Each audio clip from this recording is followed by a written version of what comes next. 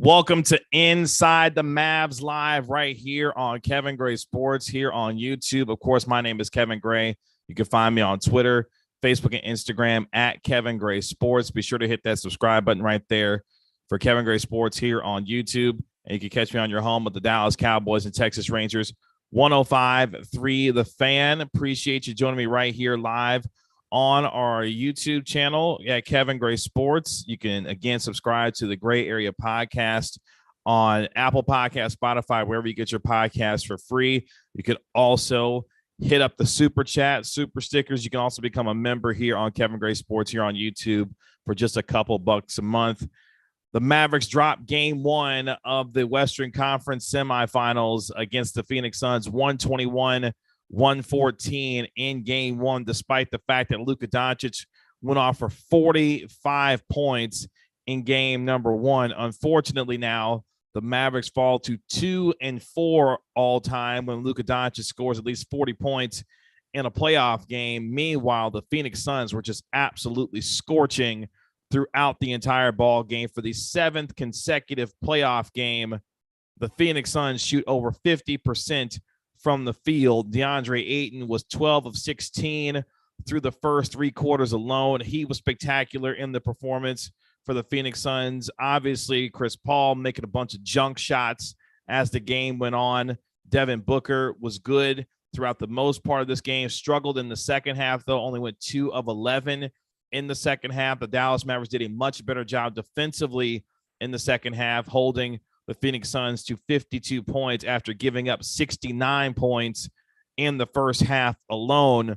But this game, you can't necessarily win games in the first quarter, but you can sure lose games in the first quarter, and that's exactly what happened in this game.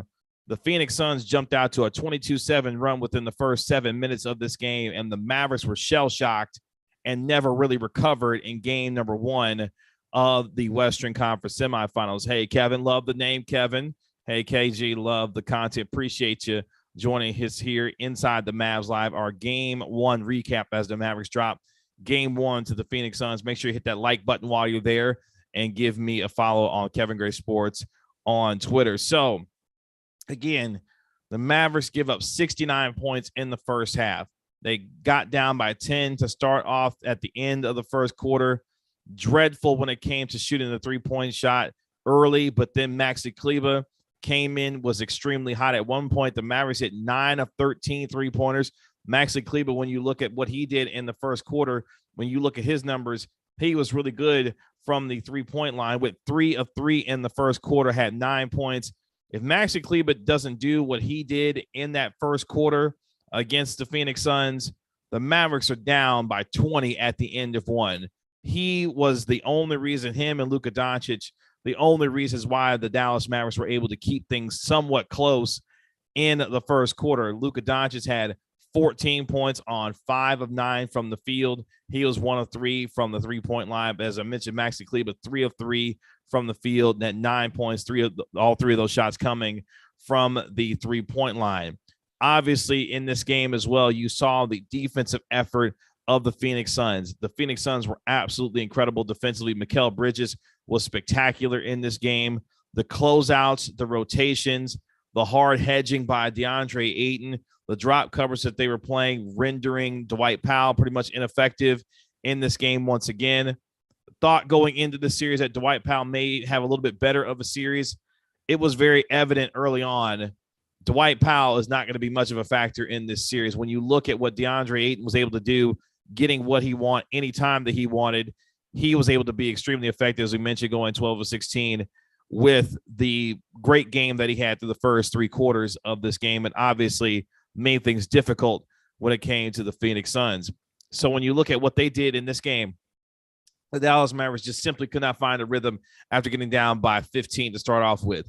Obviously, in this game, you look at what they did in the in the second quarter, got things a little bit tighter, 34-31. Here's the thing.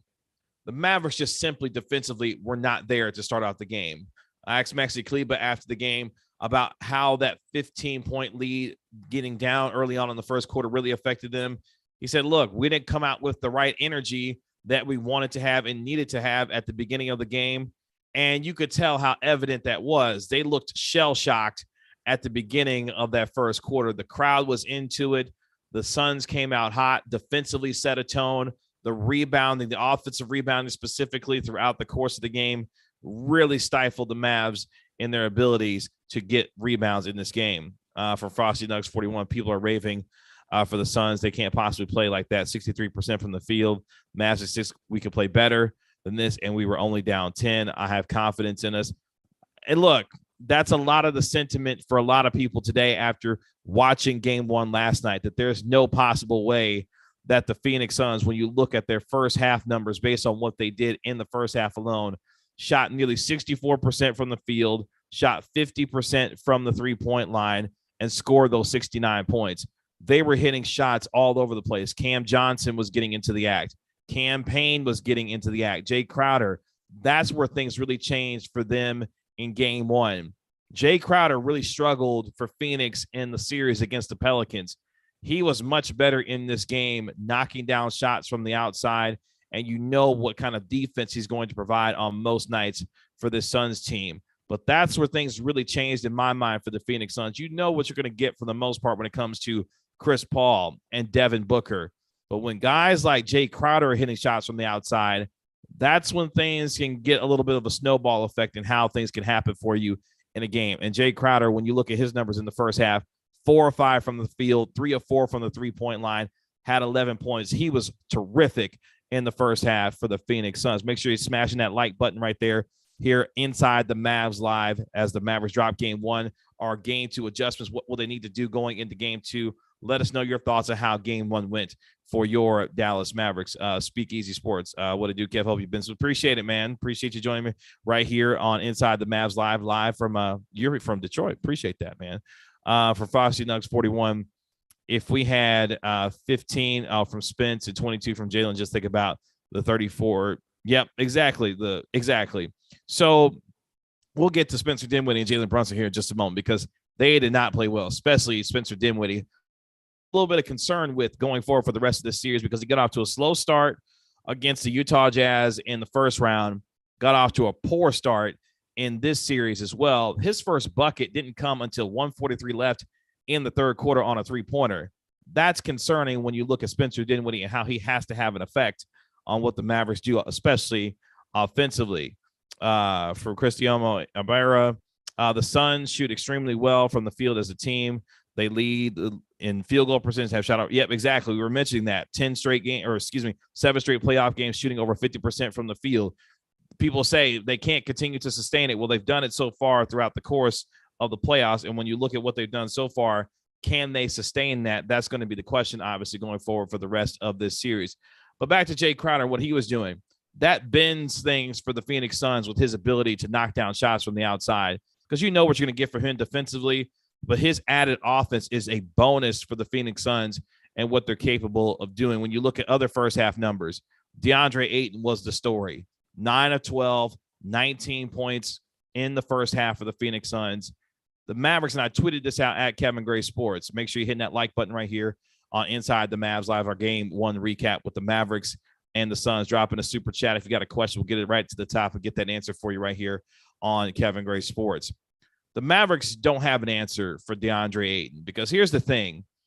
If you decide to continuously go small with them, much like how they did in the fourth quarter, where they had a lot of success, DeAndre Ayton was 0 of 4 in the fourth quarter. You could say that the Phoenix Suns maybe took their gas, off the pedal a little bit, and the Dallas Mavericks were able to find some really good success with the small ball lineup. I don't know how sustainable that's going to be in this series, given the kind of pick your poison nature if you decide that you're going to do different things from a coverage perspective on DeAndre Ayton. Look, Dwight Powell undersized at the center position. Maxi Kleber undersized. Davis Bertans not going to be effective guarding DeAndre Ayton. The thing about the Phoenix Suns is their ability to hit the mid-range. So if you stay home on DeAndre Ayton, guess what? You're opening up the mid-range for guys like Chris Paul and also Devin Booker to be able to mid-range you to death in these games also. If you decide to help off of DeAndre Ayton, guess what you're giving up?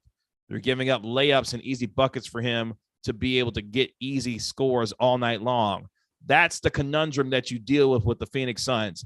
They have scores on every level of this offense, their ability to knock down shots from the three-point line, their ability to get into the mid-range, and then obviously with DeAndre Ayton and what he's able to do from an offensive standpoint, a night and day difference when it comes to the offensive abilities of DeAndre Ayton versus Rudy Gobert, who you know is not going to necessarily have the kinds of offensive repertoire that a DeAndre Ayton has, where Gobert gets a lot of his stuff off of garbage buckets, easy dunks, those kinds of things. DeAndre Ayton has a variety of offensive game where he can not only knock down easy jump hooks in the middle of the lane, can step out a little bit 10 to 15 feet, knock down jumpers. He's a much different animal when it comes to on the offensive side of the basketball. From What Camera Inc., is there anything Jason Kidd could come up with? We were talking about it just a second ago. The small ball lineup, the 5-out lineup that they run, even the micro ball lineup, if you will, where you have guys like Jalen Brunson, Luka Doncic, and Spencer Dinwiddie as your primary playmakers, with Dorian Finney-Smith and Reggie Bullock playing as your quote-unquote bigs. They found some success with that in the fourth quarter. Again, did they take their gas foot off the pedal a little bit? Did the Phoenix Suns? Yeah, they did. But at the same time, the Mavericks, we've seen when they've gone to that small lineup with Dorian Finney-Smith at the 5, it has worked. The question is, can they knock down shots the way that they need to make that lineup effective, to open things up for Jalen Brunson, for Luka Doncic, Spencer Dinwiddie, to be able to drive into lanes and be able to finish at the rim, because we know that all three of those guys are capable of doing that.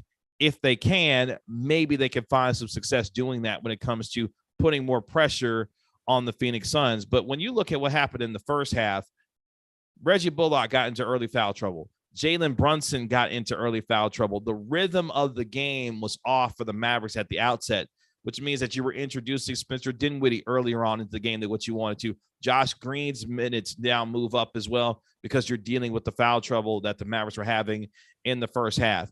They were just out of sync and out of rhythm the first 7 minutes of the game, and they were never truly able to recover. Now, as things settled down, as the game went on, especially in the second half, you could tell defensively that the Mavericks were much better in terms of their communication.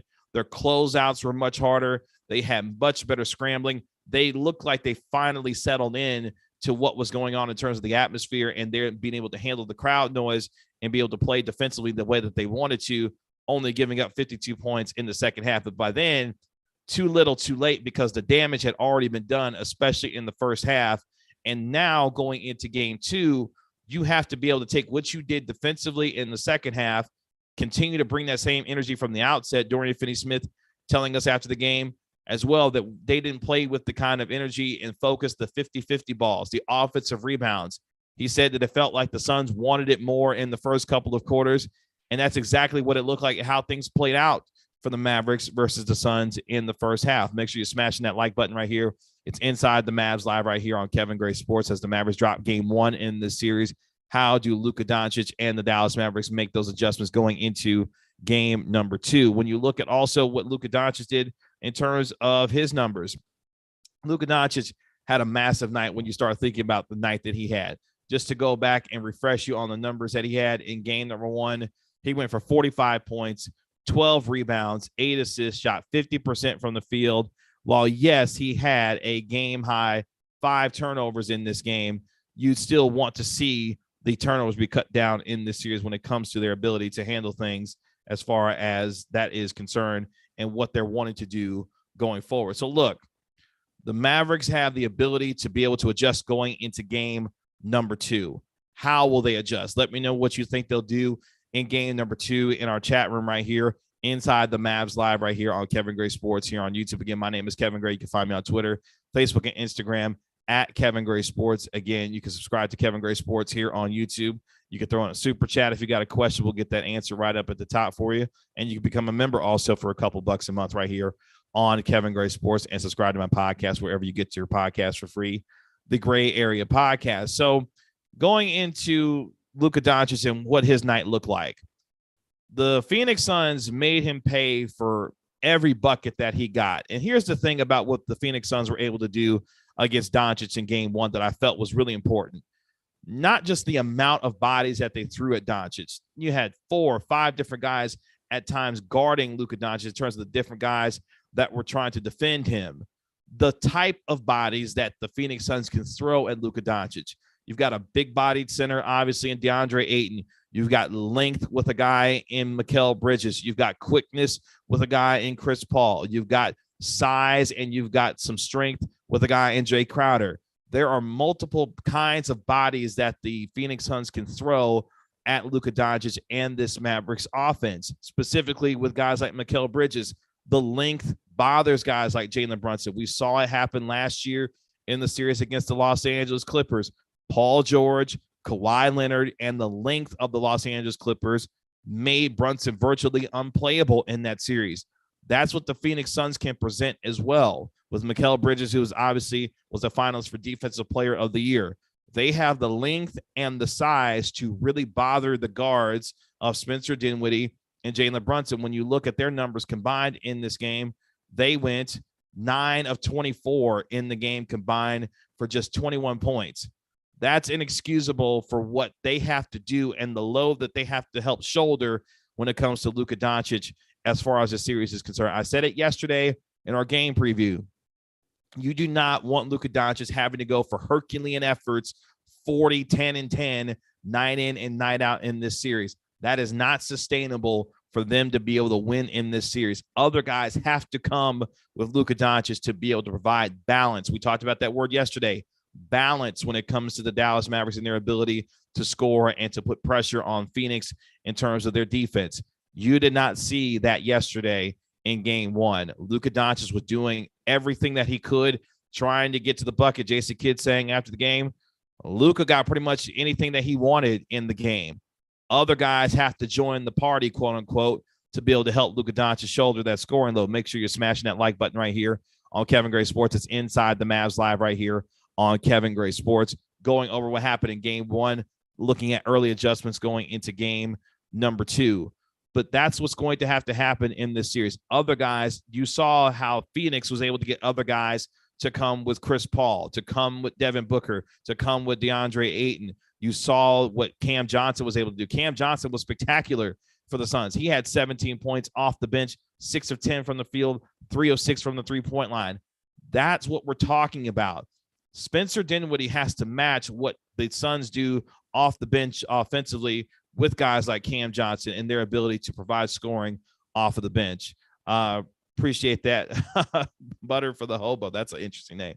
Appreciate you joining me right here on Inside the Mavs Live, right here on Kevin Gray Sports here on YouTube. But that's what we're talking about. The bench scoring in this game, when you look at what they had, it was actually even 30-30. It didn't feel like that as the course of the game went on, but that's what we're having to see going forward for the Mavericks. Much more consistent bench scoring when it comes to what these guys have to do. You even saw at times Frank Ntilikina, who played a couple of minutes in this game. That's how out of hand things got, it felt, as the course of the game went on. Again, let me know what you thought of game number one in terms of the play itself, how the Mavericks play. Look, there were only 94 possessions between, and when you looked at this game, for the course of the game for both of these teams.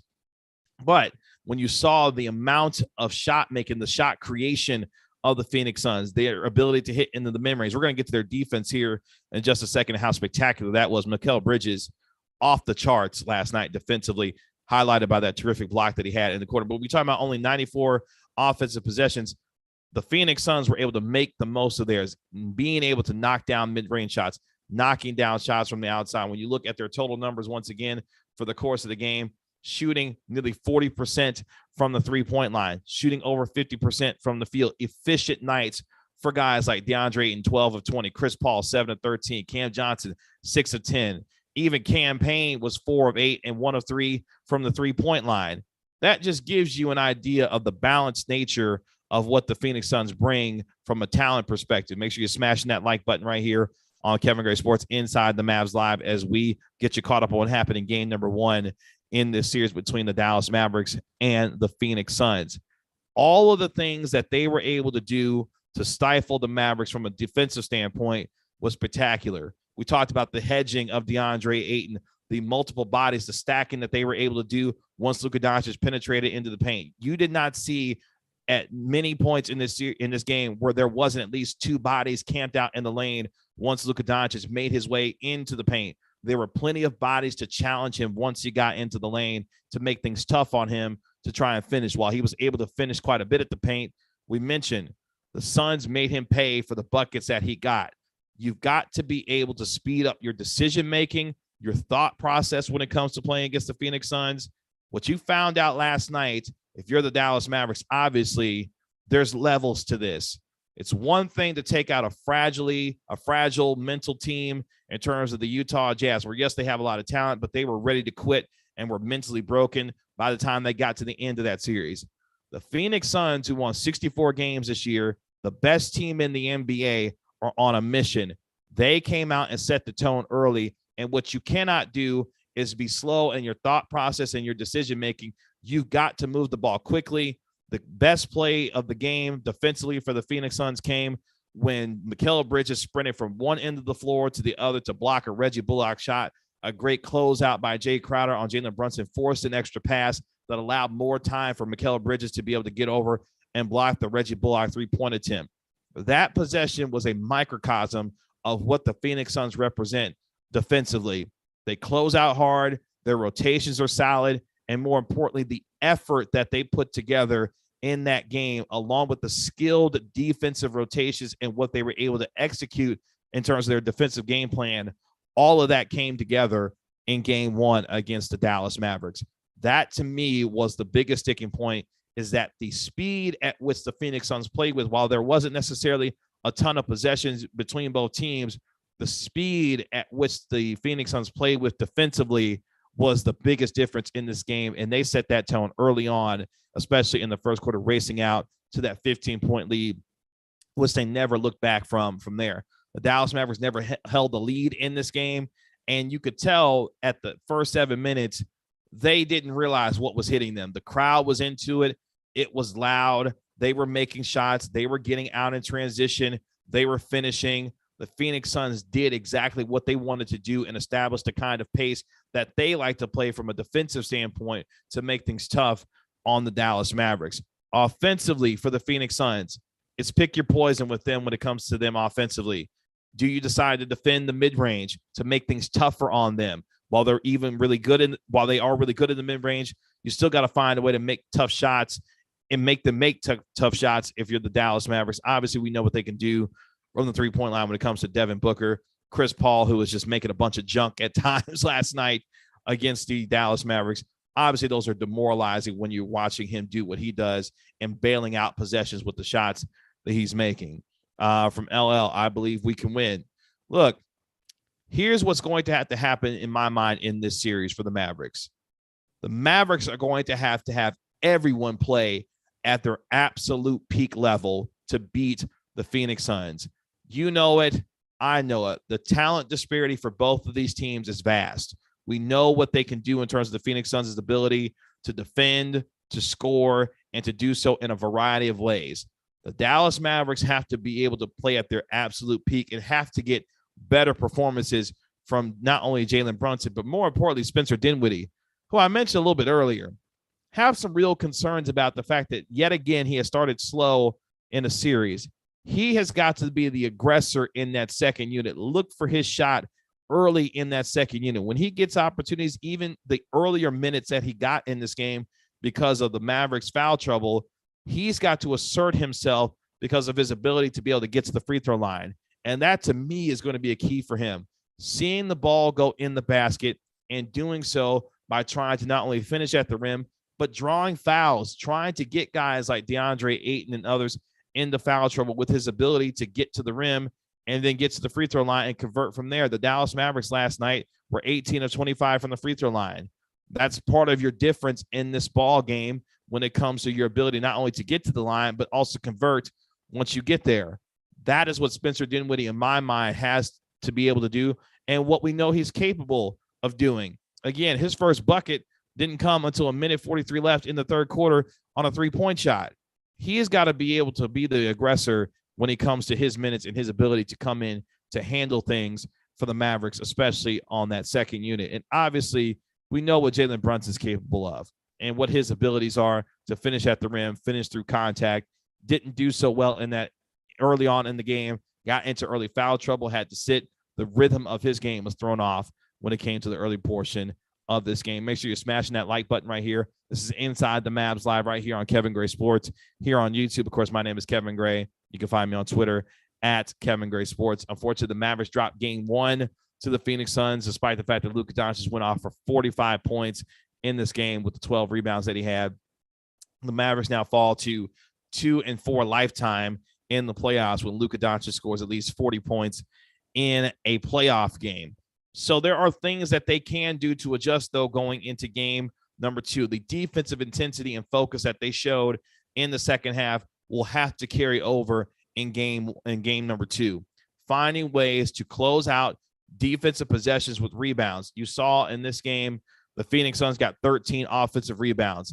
That is inexcusable for a team that shoots the ball as well as they do. You cannot allow this team to have multiple possessions on the offensive end because they will make you pay. They are too good offensively. They have too many skilled guys that can put the ball in the basket in a variety of ways for you to give away possessions when it comes to the offensive rebounding margin. The rebounding margin overall out-rebounded 51-36 by the Phoenix Suns in game number 1. Again, that's part of the issue that when you do go small, you don't necessarily have great rebounders on the floor. We know that Luka Doncic is the best rebounder on this team, but you've got to be able to team rebound in order to close out possessions and give yourself opportunities to win games. From Cowboy Kevin, the defense at the center position and offensive rebounding are ongoing challenges. Yeah, this is something we've talked about all season long. The undersized center play of Dwight Powell, Maxi Kleber when he has the opportunities to play. This is going to be, it has been an issue for them all season. The rebounding has been an issue for them this season, especially in terms of the defensive glass. But that has to change if you're going to try to give yourself an opportunity to win this series.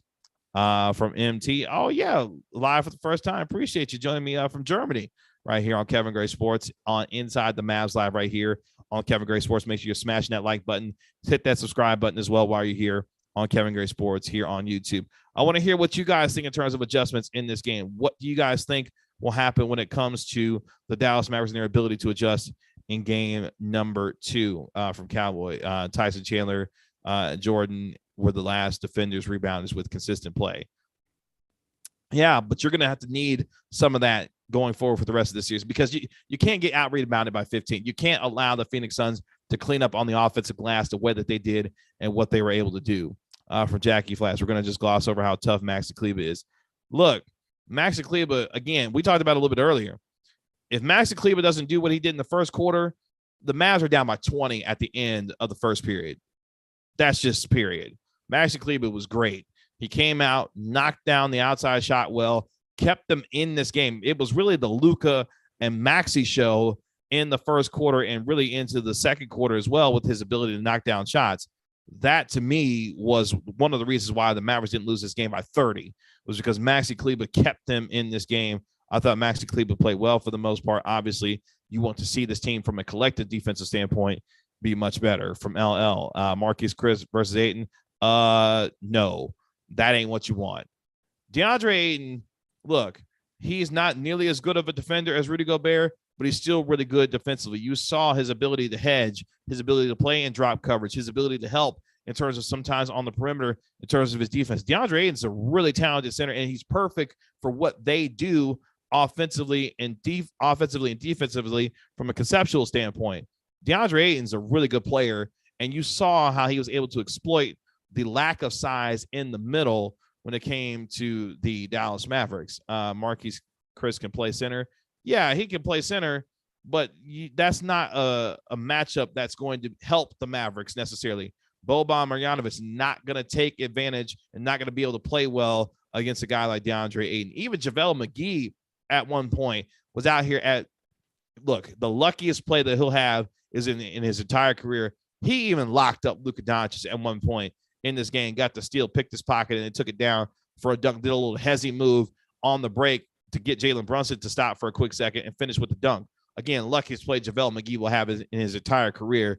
But at the same time, that's the kind of night that it was for the Phoenix Suns. From Cowboy, Phoenix took a lot of shots. The Suns shot 60% at one time. Yeah, that's an issue. Yeah, look, this has been what they've done throughout the entire postseason so far. This is the 7th game in a row that they shot over 50%. This is a talented basketball team. They could shoot the lights out and do so in a variety of ways. What we said yesterday and what you have to do in the series against Phoenix is find a way to make them have tough shots. And if they make those tough shots, you tip your cap to them and you move on. They're talented shot makers and creators for a reason. Chris Paul is one of the best of all time. Devin Booker, one of the best in the mid-range, and you know what he can do in terms of his ability to get to the cup, to finish in the mid-range, and obviously be a devastating three-point shooter. They're really good, and they showed why last night. Do they start Finney-Smith at the 5 in game 2? That's another possible adjustment that's going to be interesting. Dwight Powell is going to remain in the starting lineup, but you're going to see more small ball lineups from the Dallas Mavericks, I think, going forward for the rest of the series, because you saw in game number 1 the kind of success that they had. Just to kind of give you some numbers to back that up, when you saw what they did in the first half, obviously when you looked at what they did, Dallas outscored the Suns by 12 in the final 10 minutes and 12 seconds with Dorian Finney-Smith at the center. So that just gives you an idea how effective that lineup was. While, yes, you may feel like that the Phoenix Suns took the foot off the gas pedal a little bit, the Mavericks were successful when it came to playing that small ball lineup with Dorian Finney-Smith at the 5. Make sure you're smashing that like button right here on Inside the Mavs Live right here on Kevin Gray Sports. So I don't think they will start Dorian Finney-Smith at the 5, but I think you will see more of it as this series goes on, because I don't know how well and how much more Dwight Powell will really be able to play in this series, given how poor the matchup is for him defensively against Deandre Ayton. That, to me, will be the biggest key to see going forward, is if Deandre Ayton continues to expose Dwight Powell on the offensive end with his ability to create or hit the kinds of variety of shots that Deandre Ayton is capable of, then you're not going to see much of Dwight Powell, I think, more in this series. We did play better at the end, slept at the beginning. Phoenix hit every shot, but at the end it got a lot closer. Yeah, it did get a lot closer. And especially in the second half, we mentioned only giving up 52 points, holding Devin Booker to 2 of 11 shooting, holding them to just 34% shooting in the second half. They were much better. You could tell that they finally settled down after the first 7 minutes of the game where they got blitzed. You could tell as the game when they started to settle down. But here's the thing. Even in that 9 of 13 3-point stretch that they did, the Phoenix Suns still led by 13 at the end of that. But that just gives you an idea of how talented this team is offensively and what you have to do with them to be able to try and stop them, to try and self and win a game. From VIP me in Europe. Oh, let's go Mavs and KG. Appreciate that. Is game 2 a must win? I mean, look, yes, game 2 is a must win, especially for the Mavericks. And you want to find a way to come back to Dallas, obviously, with a split. You should be able to weather the storm much better in game 2, especially at the outset. Max Kleba talked about it in his post-game comments. They now know what to expect going into game number 2 from an atmosphere perspective, from a crowd perspective, and how they'll have to handle that adversity at the beginning of games. And more importantly, play with a joy and a freedom that allows you to have that kind of confidence that you can get yourself a win in game 2. Again, the Mavericks are not favored to win this series, weren't expected to win this series. Come out, act like it, and play like it. I didn't understand why this team felt like they had to be tight or came out tight at the beginning of this game. You're the team with the house money. You're the team that's not favored to win this series. Come out, let it fly, and play your game, and let's see where things fall. Hopefully they'll have that mindset going into game number 2 from Cowboy. The miscommunication between Luka, while Bullock and Maxey were issues too. The guys have to expect Luka to make good passes. Yeah, you got to have your head on a swivel when Luka Doncic has the ball in his hands, and this team knows that. They should know that, because Luka Doncic is going to find you in areas on the floor where you may not think those areas may be open, but we know how depth of a passer that he is. They have to be able to have their heads on a swivel. Make sure you're smashing that like button right here on Kevin Gray Sports here on YouTube. This is Inside the Mavs Live as we recap game number 1. Unfortunately, the Mavs fall in game number 1 down 1-0 in this series after losing game 1, 121-114 to the Phoenix Suns. So that, to me, is going to be key going into game 2.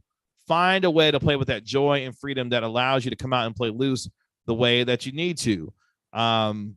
this is not going to be a sweep for Phoenix. We have to show how good we are and see where it goes. Yeah, this team is capable of winning. This team is capable of winning this series. Now, they're going to have to play extremely well and at times maybe play above their capabilities, but they can do it, and they have a formula to do it. How consistently and, well, more importantly, how much better did they play defensively in game number 2 is going to be important. You should be on First Take instead of Stephen A. Smith. Hey, wouldn't mind Stephen A. Smith's bank account. That's for damn sure. Jackie Flash, they came out tight because I think the intensity surprised him. They went from Utah, to the number one contender. That's a great point because, look, when you look at this team and we talk about the inexperience that they have in the playoffs, there's only a handful of guys that have even seen the second round of the playoffs, let alone the conference finals on this team. This is a team that's young from the standpoint of their playoff experience. They don't have a ton of it in terms of, especially now going deeper into the playoffs. It is an entirely different level when you get to the semifinals, obviously the Western Conference Finals, and into the NBA Finals. The level of pressure ratchets up as you get deeper and deeper into the playoffs. And the Mavericks got a crash course in game number 1 in terms of the levels that it takes to bring to games like this as you get deeper and deeper into the playoffs. There's a reason why the Phoenix Suns came out with the kind of intensity that they did. They know what it's like to be in this situation in terms of pursuing a championship. They were up 2-0 on the Milwaukee Bucks in last year's NBA Finals. That left a bitter taste in their mouth, obviously, and you could tell that they are on a mission to get back to where they believe they should be, and that's not only in the NBA Finals, but also winning an NBA championship. From Christopher Jones, Luka needs to play team ball. Luka did what he had to do given what was happening in this game. He took what the defense gave him. There were plenty of opportunities, and Jason Kidd talked about it last night. I said, look, he played great. There were the things that he was able to take advantage of. Someone else has to come with him. He's going to put together these kind of efforts night in and night out. Hopefully not to the degree where he's got to go off for 45 every night. But he, I thought, played well given what he was doing, especially in the second half. He didn't miss a shot in the fourth quarter. He was a major reason why they were able to get it to within a couple of possessions while late and maybe a little too late. Luka Doncic was a big reason why. From Cowboy, I think Spencer is best when he shoots in high volume. I notice he's ball dominant and needs to find his groove. We talked about that a little bit earlier. Setting the tone aggressively on that second unit, coming out with a fire and a passion to be able to get to the rim and make concerted efforts to get to the rim, to get to the free throw line, to get yourself some easy looks at the basket in terms of layups, floaters, teardrops, but more importantly, putting pressure on the defense and then getting to the free throw line to knock down some free throws to get some confidence about seeing the ball go into the basket. Make sure you're smashing that like button right here on Inside the Mavs Live here on Kevin Gray Sports. Tell your friends, tell your family, come on in here. Let's talk about game 1 of the Western Conference semifinals between the Mavericks and the Suns. Do you think Spencer Dinwiddie will finally have a really good game? I mean, I hope so. You saw it happen in game 6 against the Utah Jazz. He's capable of it, and they need him to be able to be a guy that has good games. He needs to be a 15 to 18 point scorer to be able to help this Mavericks team offensively combat what the Phoenix Suns are able to do in terms of the wave of guys that they can bring off the bench that can score. We talked about Cam Johnson, how good of a night he had. Cam Payne, how good of a night he had. There's a lot of different guys that the Suns can run out there that can be guys that contribute offensively going forward. From Richard R., no need to start Powell at this point, start Maxey. That may be a consideration. Again, I don't think they will start Maxey Kleber. You may see that if Powell continues to be ineffective against DeAndre Ayton, but you've got to find a way to get Maxey Kleber more minutes, especially if he's going to be able to knock down shots in this series as the series goes on. Cowboy Kevin, should Jason Kidd play Luka and Spence together? They seem similarly ball dominant. We've seen at times throughout the course of the season and as the season has gone on, especially when we're talking about with that small lineup that they have, where you've got multiple playmakers on the floor with Brunson, Dinwiddie, and Luka Doncic, and then going small with Bullock and Dorian Finney-Smith, multiple playmakers to be able to put pressure on defenses to find guys in the corners like Bullock and Dorian Finney-Smith who are good shooting from the corner 3. They have to be able to do so. that's got to be consistent going on when it comes to this game. From Christopher Jones, you're right in part, but Luka sets the tempo. If he does not set the stage in the game early, it hurts the Mavs because everyone waits for Luka. Yeah, guys got to get themselves involved in terms of some ball movement. Something that I might want to see as this series goes on as well. Appreciate you smashing that like button right here on the Inside the Mavs right here on Kevin Gray Sports. Trying to find a way to get Luka Doncic into the post a little bit. Maybe taking him off the ball some to be able to put some more pressure on Bridges. Because, look, Bridges' length is going to bother the guards of this team. But one thing that I think you can do if you're the Mavericks, put Luka Doncic in the post a little bit, let him create with terms of his vision, because we know how good his vision is. He can find shooters wherever he is on the floor, but try to wear out Mikal Bridges. Get matchups where you feel like you can exploit those matchups against Devin Booker or Chris Paul, who don't have the strength and the size of a Luka Doncic to be able to put them in position to not only make plays for himself in terms of some easy buckets, but also find guys, that are open in terms of knocking down shots from line sniper. Brunson is not a playmaker. Jalen Brunson's a playmaker. He had a great matchup against the Utah Jazz in the first round. Let's not kid ourselves here. The matchup that he had against the Utah Jazz was perfect for him because they can't guard anybody.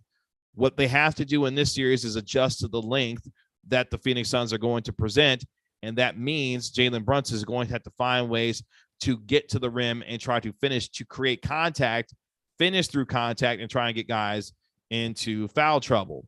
From Cowboy, I think the Tim Hardaway Jr. injury is hurting the Mavericks somewhat. He presents, he pulls defenders away from the other guys. Yeah, look, Tim Hardaway, who obviously has been out the second half of the year, with the Jones fracture, in his foot. Yeah, you would like to see a guy who can not only, take the ball to the basket a little bit at times, but more importantly, and what he's much better at, obviously, is to catch a shoot three-pointer and a sniper from the three-point line. You would need that in a series like this where you've got multiple guys on Phoenix who can shoot the ball and score. Yeah, you miss Tim Hardaway Jr. in a series like this, but at the same time, they haven't had Tim Hardaway Jr. for the majority, obviously, of the second half. But I think there are things that the Mavericks can do to be able to try and slow them down, even if you go into some matchup zones, some 2-3 zones, some 1-2-2 zones. Like, you got to find a way to be able to slow down Devin Booker, slow down Chris Paul. Again, you're not going to stop them. You're not going to completely shut them down. It's about how you can make things tough on them. And more importantly, how do you make things tougher on Deandre Ayton? Can the Dallas Mavericks introduce some more physicality into this series? Because what you can't do is allow Deandre Ayton to feel like he's going to get easy money all night long. And it felt like too many times in game one that Deandre Ayton was simply too comfortable in his ability to get what he wanted, when he wanted, however he wanted at the rim in this game. Maybe introduce a little bit more physicality into this series to try and give and send a message to Ayton that he's not going to necessarily just have free runs to the rim and get easy buckets all night long. You might have to see a little bit more physicality from the Mavericks in the series and see if they're capable of introducing some of that more into the series. Getting to the rim, creating contact doesn't mean to play. Well, he averaged nearly 5 assists in the series against the Utah Jazz. He can make plays for himself and for his teammates. You've seen him do that through the course of a year. He can do that as well in terms of not only creating for himself, but also for other teammates as far as getting them open looks as well. Mavs should play like gladiators all 48 minutes and more if necessary. If not, they will not be in the conference finals. Every game the Mavs should play on 105% or more. I mean, you can only give 100%. You got 100% to give that. But more importantly, execute better. Execute defensively better. They did that more in the second half, and they felt like they were much better defensively in the second half. Maxey took the razor's edge from the rim to the hardwood, then kicked out to finish. That's a tough dude. Yeah, that was one of the scarier moments, obviously, of the game. Maxey Kleber getting the dunk and then falling over, bending over, and folding like a pretzel, in that game. That was a scary moment, but give him credit. Tough as nails, was able to come back and finish the game and do what he had to do. He said he was feeling fine after the game, obviously a little sore from the nasty fall that he took. But, hey, Max Kleber is as tough as they come and was able to get right back up and to finish the game and see how he feels going into game number 2. Make sure you're smashing that like button right here. This is Inside the Mavs right here on Kevin Gray Sports here on YouTube. Again, my name is Kevin Gray. You can find me on Twitter, Facebook, and Instagram at Kevin Gray Sports. You can subscribe to the Gray Area Podcast wherever you get your podcast for free. Last 15 minutes of our show here, right here on Kevin Gray Sports. Again, you could drop a super chat if you want to. If you got a question, throw a super chat or super sticker in there. We'll make sure we acknowledge that, get that answered real quick. You can become a member for a couple bucks a month as well. And also subscribe to Kevin Gray Sports here on YouTube from Christopher Jones. Love the stream. Appreciate that, man. Appreciate that. Trying to give you guys more live content, especially talking things, all things Mavericks right here, especially we're in the playoffs, trying to get you the best Mavericks coverage possible. You can find me on Twitter at Kevin Gray Sports, all my work there. Obviously, with 105 through the fan here in Dallas, home of your Cowboys and the Texas Rangers. You know, I'll be getting after Catboy, Stephen Jones, and the Dallas Cowboys. So if you know me, I get after my Cowboys as well. But it's about the Mavericks and what happened in game number one, dropping game one, 121-114 to the Phoenix Suns. What are your guys' thoughts on what the Mavericks can do in game two? What would you like to see them do and adjust defensively when it comes to what the Phoenix Suns were able to do to them offensively and defensively? I mentioned it earlier. Mikal Bridges was fantastic. The defense that he played, all of the crisp rotations, the scrambling that Phoenix was able to do, it was a masterclass defensively in a lot of ways in what the Phoenix Suns presented in game number one, and why, if you're the Mavericks, you have got to find a way to match the level of intensity for the full course of 48 minutes in these ball games in the playoffs. We mentioned it earlier. The Mavericks got a real introduction into what championship level basketball looks like and how consistently you have to play over the course of 48 minutes. While, yes, the Suns took their foot off the gas pedal a little bit in the fourth quarter, allowing the Mavericks to get back into the game. The first three quarters were a masterclass in how you have to play championship basketball, and to do so over the course of an entire ball game. You saw what they did in that first half against the Dallas Mavericks. Look, giving up 69 points is inexcusable. Jason Kidd talked about it. You cannot give up 69 points. Allow this team to get comfortable on the offensive end to do what they do, because they look too comfortable. They got exactly what they wanted, when they wanted, how they wanted it, and they were able to exploit the Dallas Mavericks defense throughout the course of the game. Can you rate all the Mavs players who played in last game? 1, very bad. 5, excellent. I will say collectively it was about a 3. I'll go right in the middle there, because you can't obviously dismiss what happened in the first half. They were dreadful in the first half, but you also have to give them credit for what they did in the second half, holding the Phoenix Suns to 52 points, holding them to just 38% shooting in the second half. They found a measure of success with the small lineups that they played, the execution offensively, the shot making, their ability to not quit in this game. They could have easily given up in this game and quit. They did not do that. And if you're looking for a silver lining from game one, it's that right there. The Mavericks did not quit in this game. They could have easily folded and allowed this game to get to a 25-point lead, a 30-point lead. They didn't do that. And Deandre Ayton talked about it after the game. He said, look, they showed us a little something at the end when they didn't quit. Now it's in the heads of the Phoenix Suns that no matter what the score is, no matter how the Mavericks have played throughout the course of a game, they're not going to quit, and they're going to try and find a way to scratch and claw their way back into ball games. And that's exactly what they did in the fourth quarter. Again, maybe a little bit too little, too late, but that's what you have to do. They found out how you have to play intense basketball over the course of 48 minutes, and they did so much better in the second half. Again, that's not the way you want to find out how to play this kind of intense basketball, but at the same time, a lesson learned for this team in game number one. And I think they will be much better for it going into game number two. We mentioned the lack of experience in terms of playoff experience that most of this team has.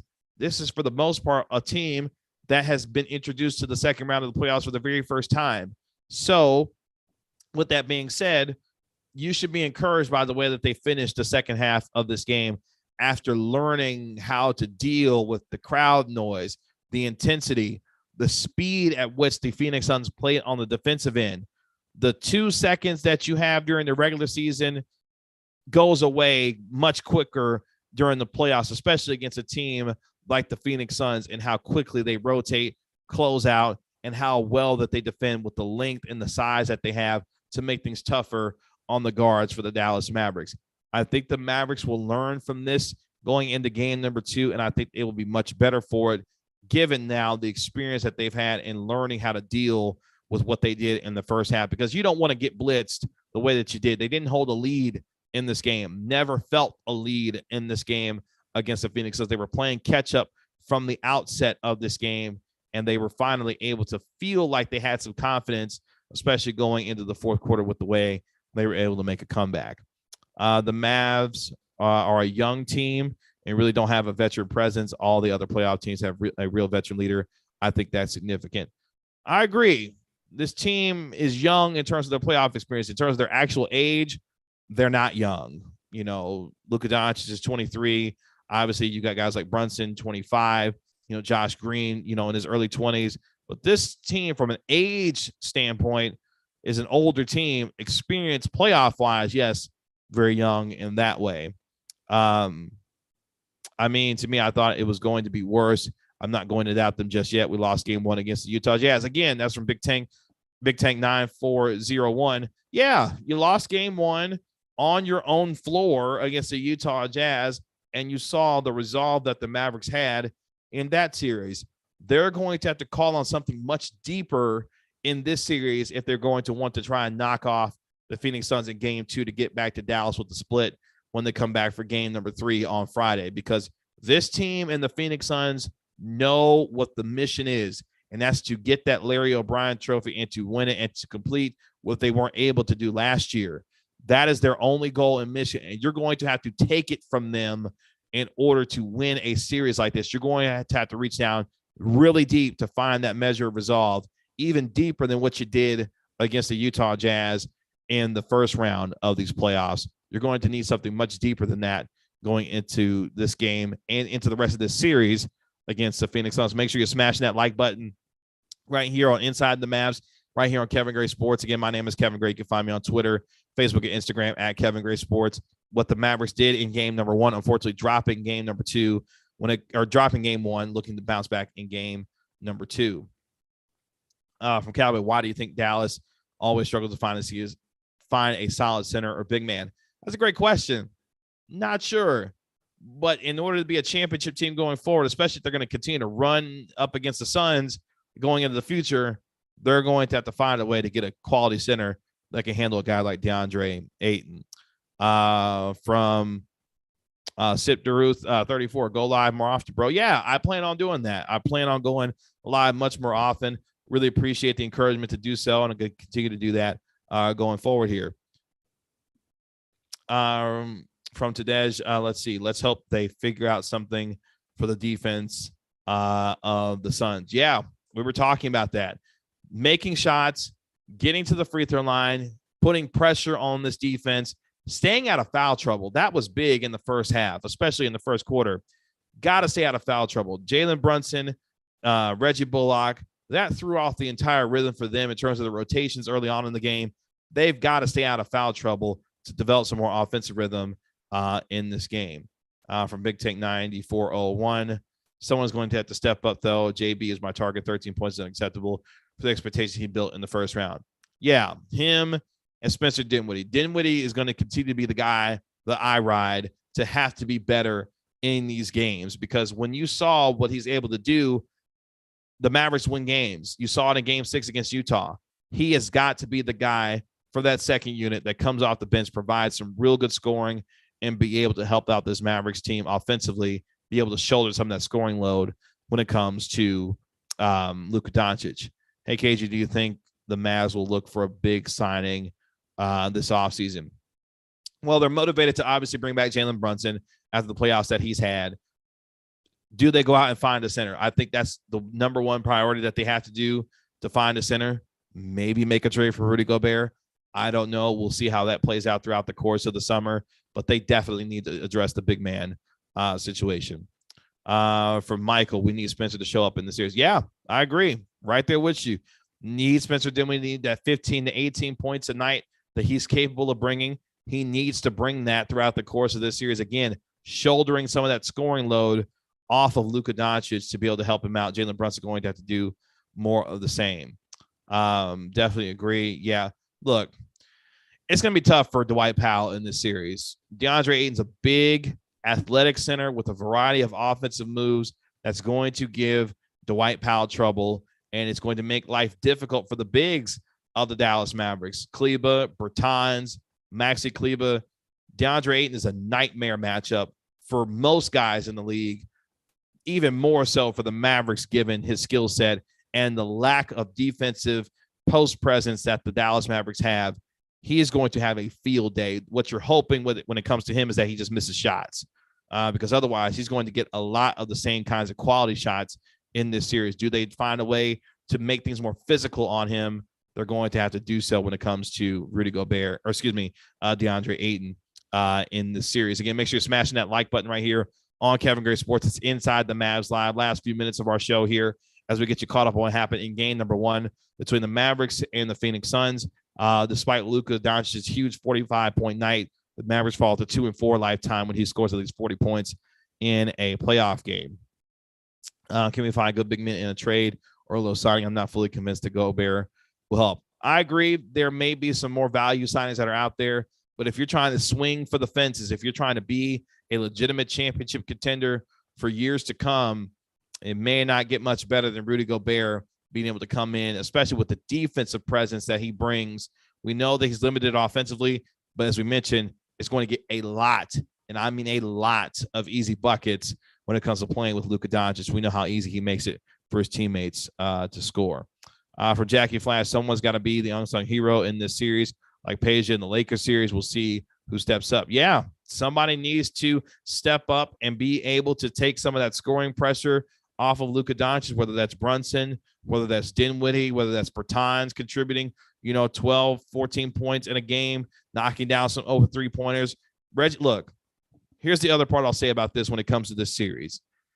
Reggie Bullock and Dorian Finney-Smith's primary responsibilities are going to have to get after Devin Booker and Chris Paul. Their scoring numbers may be down in this series, but they're going to play 40 to 44 minutes a night in this series, and defensively is where they're going to have to make their money and trying to slow down Chris Paul and Devin Booker. Obviously, when Mikal Bridges can knock down the outside shot, but that's going to be their calling card. So the scoring load has to be picked up by other guys, Brunson, Dinwiddie, Kleber, because they're going to be busy trying to figure out a way to slow down Chris Paul and Devin Booker in this series. Last couple of minutes of our show before we get out of here today. So many teams go after scoring. I would take a great rebounder and defender over a scorer any day. Mavs need someone to carry the defense. There you go. There's a lot of good scoring centers in this league. Defensively, especially when you start thinking about the defensive concepts that the Mavericks like to run, a really good center that anchors in the middle would be a guy that would really help this team be able to be better defensively going forward. The cost is a part of it also. Gobert has a lot of money. Yeah, I mean, you've got guys that can make the salaries work in order to bring him here. And if you are able to bring back Brunson the way that you need to, you can find a way to trade maybe for Rudy Gobert or find another signing that can help you at the center position. That's going to help you quite a bit if you're the Dallas Mavericks and what you need to do going forward. So we'll see, obviously, what happens going into game number 2. Glass half full. We played like garbage most of the game and only lost by 7. That's a perfect way to end it. Take that silver lining with you. Played terrible in the first half, played much better in the second half, and you found a way to get this thing within a couple of possessions in the final minute or so of the game. Take that same defensive intensity that you had in the second half with you throughout the entirety of the game. The Mavericks could find themselves back in it as far as getting a split possibly in Phoenix. That's going to do it for our show here Inside the Mavs Live right here on Kevin Gray Sports here on YouTube. Again, my name is Kevin Gray. You can find me on Twitter, Facebook, and Instagram at Kevin Gray Sports. Unfortunately, the Mavericks fall 121-114 in game 1 to the Phoenix Suns. Game 2 is on Wednesday at 9 o'clock. Can the Mavericks find a way to get a split in this series against the Phoenix Suns, or will the Phoenix Suns take a 2-0 series lead by the time they come back to Dallas for game number 3 on Friday? Got a lot to talk about between now and then. We'll have our pregame show tomorrow, as well as we get you ready for the Phoenix Suns taking on your Dallas Mavericks. Again, my name is Kevin Gray. Find me on Twitter, Facebook and Instagram at Kevin Gray Sports. Subscribe here to Kevin Gray Sports here on YouTube. And also you can download and subscribe to my podcast, the Gray Area Podcast, wherever you get your podcasts for free. Smash that like button. Really appreciate it. And we'll talk to you later on our next episode of Inside the Mavs. I'll talk to you later. Peace.